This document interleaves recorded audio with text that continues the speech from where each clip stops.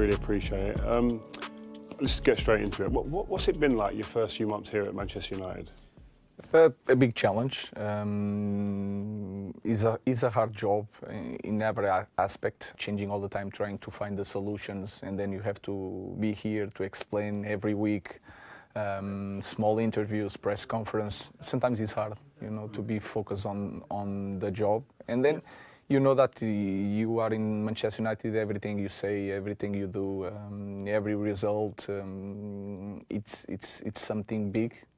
So I think it's a hard job, but I feel that is becoming. I think it was very kind of sensible of you to mention it. There will be storms here. Has it been more storms than you actually anticipated? If you said to me in the beginning that you are going to win just 4 matches in 14, I don't believe you. I would say you're crazy. And that for me it's the hardest part. You're used to winning as well. Yeah, it's not. You know that when you get in this moment, sometimes it's really hard to turn things. City today, walking around, and probably 20 people come up to me and said, "Rio, Man United," and they speak maybe negatively about aspects of the club. But I have to say, every single one of the guys was saying, "But I believe in Ruben." Because if you look our performance, and if you see our team sometimes on the pitch, it's really hard for me as a coach to take a lot of positive. Yeah. And when you are really clear that you want one idea, and then on the pitch, you don't see that. I see that in training, but sometimes in the game we struggle with simple things that is clear that is wrong. Why is that, do you think? Why? I don't know. It's my fault in the way that we move sometimes, the understanding of the game, especially at Old Trafford. Even the environment, when I feel that sometimes the players are in the dressing room and we go to warm up and go inside to start the game, I feel that the air is heavy.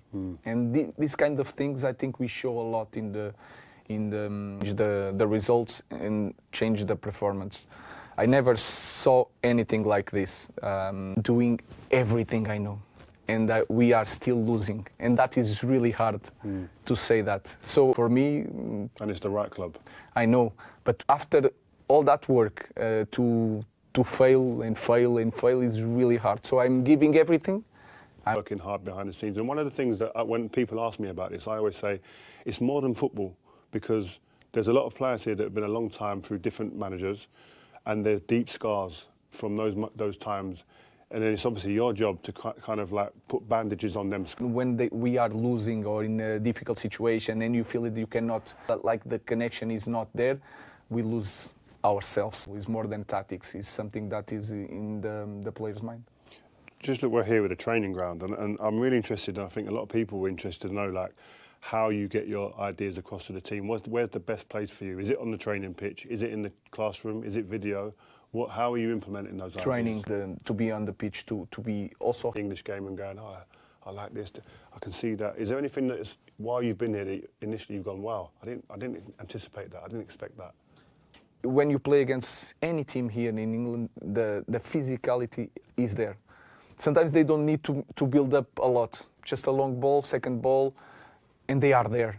So if you don't have physicality, you struggle a lot. And we talk about a lot of players that we had. Anthony is so much better now in Spain. It's a lot of factors, but I guarantee you it's the physicality to take this guy. So I think that was the most important thing that I learned here. Set pieces also, the pace. The coaches are also really good, really smart, understanding the game, but the and the recruitment.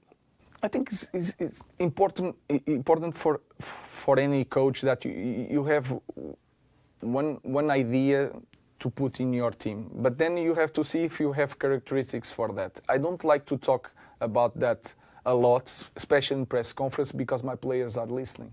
And I just want to be really focused on my players that we have. We can improve trainings. We need to take that to the game, but it's clear that when you have time to think of the characteristics, 2-3 players can change the way you play, because sometimes you need pace, Sometimes you need a different guy in the specific position that can give you more control of the game.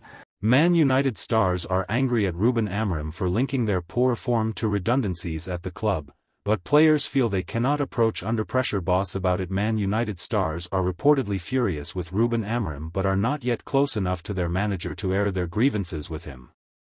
The pressure valve was released a little at Old Trafford after Wednesday's 3-2 win over Ipswich dragged Man United up to 14th in the Premier League table. But, off the pitch, it has been another dire week for the club. On Monday, Chief Executive Omar Barada confirmed that up to 200 members of staff could lose their jobs. After that news broke, Amorim pointed the finger at his players, saying their failure to qualify for the Champions League and their poor Premier League form had led to the cuts. "We have to address all the problems in the club, but one important piece of this moment is to understand how we get to this situation," Amorim said. "It has a lot to do with the lack of success of the football team because we are the engine of any football club."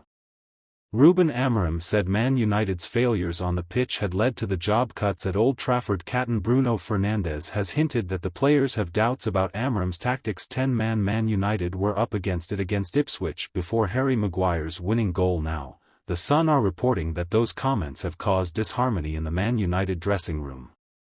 A source told The Sun if you went into Carrington you would think the players and Amorim are getting on great. But the truth is the players are frustrated for being blamed for the financial problems of the club. However, they haven't challenged the manager as they haven't yet formed a bond with him. He is clear in what he wants from them on the pitch, and they are trying to implement it. But while some of them are fully behind his tactics, they feel that they cannot speak up as Amorim is steadfast in what he wants. They are doing what they are told, whether they think it's right or not. The players feel like they can't show any displeasure or it will become a problem. Goalkeeper Andre Onana was involved in a mix-up with Patrick Dorgu for Ipswich's first goal. The source added that captain Bruno Fernandes is one of those who are closest to Amorim and had been used as a conduit between the boss and his players. After Wednesday's 10-man victory over Ipswich, Fernandes hinted that he and his teammates have doubts over their manager's tactics. Speaking to TNT Sport after the match, Fernandes said, "Me and Maguire have been here for a while already, so we know we have to stick with what we've been training, what we've been trying to do, what we're supposed to do. You could feel in moments it's not working, but for some reason the manager wants us to do that. If he wants us to do that, the opposition watches us for many games and prepare themselves. We have a big staff, not just his ones but the ones that are already here. We have great people behind the team to try to work on that, so if they do that in the right way, we just have to come on the pitch and show it." Fernandes and co will have their next chance to do just that when Man United host Fulham in Saturday's FA Cup fifth-round clash. Gary Neville has blamed the circumstances which have prompted Manchester United's harsh cost-cutting measures on the absolute fest of management by the Glazers in another stinging criticism of the ownership group. Under new minority owner Sir Jim Ratcliffe, Man United have made 250 members of staff redundant, and this week announced that 200 more jobs could be at risk as part of savage cuts aimed at bringing financial stability to the club. Other measures, including the removal of free staff meals, trimming Christmas bonuses, slashing the salaries of club ambassadors, and cancelling charitable donations, including the annual €40,000 donation to the Association of Former Manchester United Players, have also caused friction among the supporters. Under Ratcliffe's aegis, the club also announced in November that it would be scrapping ticket concessions for children and pensioners, and hiking the cost of home match tickets to a flat 66 rate. The distressing financial moves have come against the backdrop of another uneven season for the men's side on the pitch, with Ruben Amorim's side sitting 14th in the Premier League standings. But Neville stressed that while unpopular, the club is in dire need of strong financial management, with almost 20 years of Glazer ownership having heaped over €500 million worth of debt onto the club. "About 3 years ago, I said that United needed to bring money in," Neville said on Stick to Football, brought to you by Sky Bet. "It was a car crash waiting to happen. The club's finances are shot, absolutely shot to pieces.